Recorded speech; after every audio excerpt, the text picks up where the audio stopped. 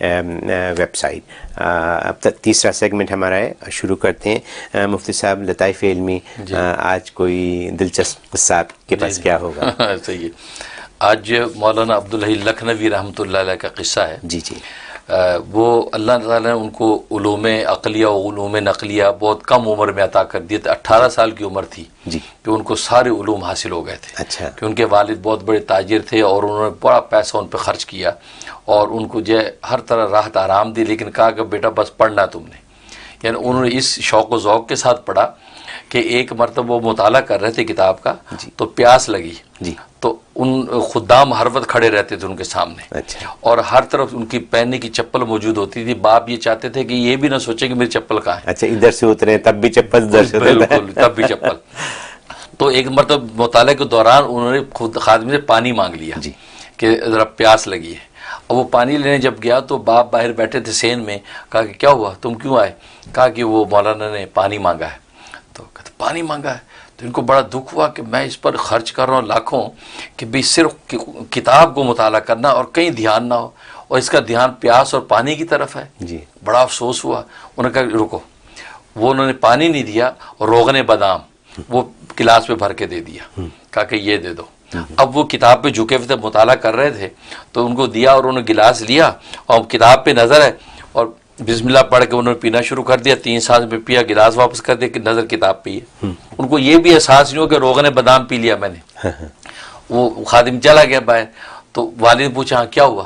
کہا نہیں, وہ تو کتاب میں منہمک تھے اور میں نے دیا پیالہ, انہوں نے 3 گھونٹ میں سنت کے مطابق پیا اور پیالہ واپس کر دیا. انہوں نے کوئی تاثر ہی نہیں دیا کہ انہوں نے کیا پیا. کہا کہ شکر ہے اللہ کہ جو کچھ میں نے اس پر خرچ کیا اس کا نفع نظر آ رہا ہے کہ واقعی علوم کے حصول کے اندر یہ بندہ منہمک ہے, یہ نہیں کہ اپنے بدن کی راحت میں لگا ہوا ہے.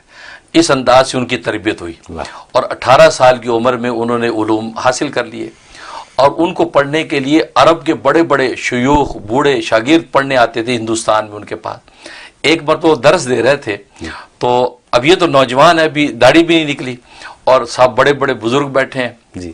تو ایک گھونسلہ تھا چڑیا کا, تو ایک چڑیا جو ہے وہ آئی گھونسلے میں.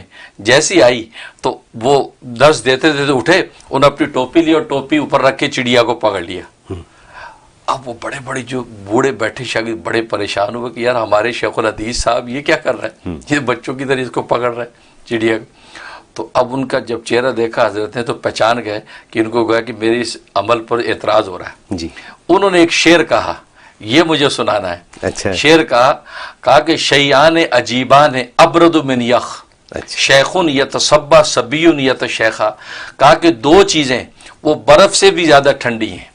اور عربی محاورے میں برف سے بھی زیادہ ٹھنڈی جب کہا جائے تو اس کا مطلب وہ بہت بری ہیں, کیونکہ اس سے زیادہ ٹھنڈک تو انسان کو گوارا ہی نہیں ہے. تو 2 چیزیں بہت بری ہیں. ایک فرمایا کہ شیخون یتصبا, ایک ہے کہ بوڑھا بچوں جیسی حرکتیں کرے, اور صبیون یتشیخا, اور بچہ بوڑھوں جیسی حرکتیں کرے. یہ دونوں چیزیں بیلنس نہیں ہیں.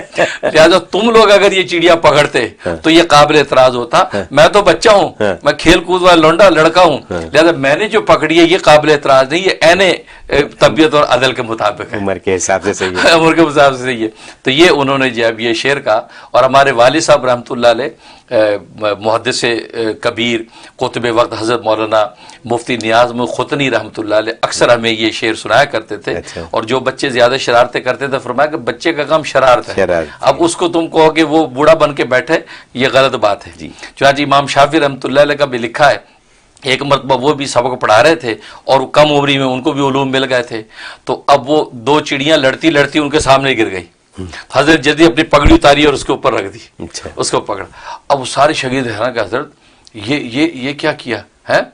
تو اب جب یہ بات دیکھی انہوں نے تو فوراً کہا الصبی صبیٌ ولو کان ابن نبی, بچہ بچہ ہوتا بھلے نبی کا بچہ ہو. میں بچہ ہوں لہٰذا میں یہ حرکت کروں گا, یہ اچھا لگتا ہے, لیکن تم لوگ کرو گے تو یہ برا لگے گا. تو گویا کہ یہ اس میں اس بات کا سبق ہے کہ ہر چیز عمر کے ساتھ خوبصورت لگتی ہے. بچے بچوں والی حرکت اور نوجوان نوجوانوں والا ان کا مشغلہ, بوڑھے بوڑھاپے والی تسبیح اور اللہ اللہ کریں. تو یہ بیلنس زندگی ہے, یہ زندگی عین سنت ہے اور یہ محبوب ہے. واہ واہ, یہ ہونا چاہیے. بہت